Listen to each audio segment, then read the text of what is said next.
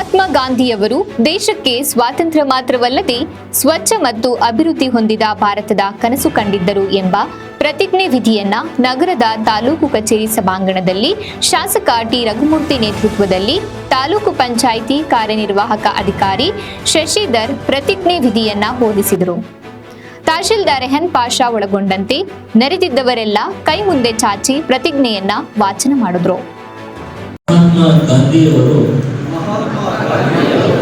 ದೇಶಕ್ಕೆ ಸ್ವತಂತ್ರ ಮಾತ್ರವಲ್ಲದೆ ಸ್ವಚ್ಛ ಮತ್ತು ಅಭಿವೃದ್ಧಿ ಹೊಂದಿದ ಭಾರತದ ಕನಸು ಕಂಡಿದ್ದರು.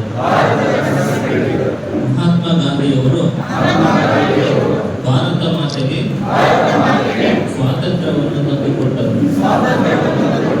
ದೇಶವನ್ನು ಅಚ್ಚುಕಟ್ಟಾಗಿ ಮತ್ತು ಸ್ವಚ್ಛವಾಗಿರುವ ಮೂಲಕ ಭಾರತ ಮಾತೆಗೆ ಸೇವೆ ಸಲ್ಲಿಸುವುದು ಈಗ ನಮ್ಮ ಆದ್ಯ ಕರ್ತವ್ಯವಾಗಿದೆ.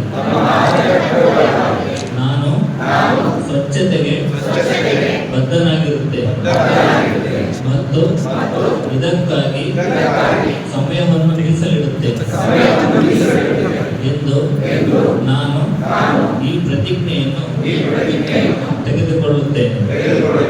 ಸ್ವಚ್ಛತೆಗಾಗಿ ಸ್ವಯಂ ಪ್ರೇರಣೆಯಿಂದ ಕೆಲಸ ಮಾಡಲು ವರ್ಷಕ್ಕೆ 100 ಗಂಟೆಗಳನ್ನು ಅಂದರೆ ವಾರಕ್ಕೆ 2 ಗಂಟೆಗಳನ್ನು ಮೀಸಲಿಡುತ್ತೇನೆ.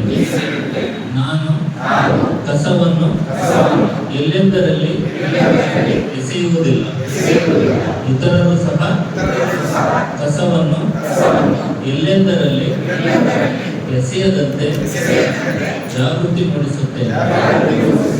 ನಾನು ನನ್ನ ಕುಟುಂಬ, ನನ್ನ ಪ್ರದೇಶ, ನನ್ನ ಗ್ರಾಮ ಮತ್ತು ನನ್ನ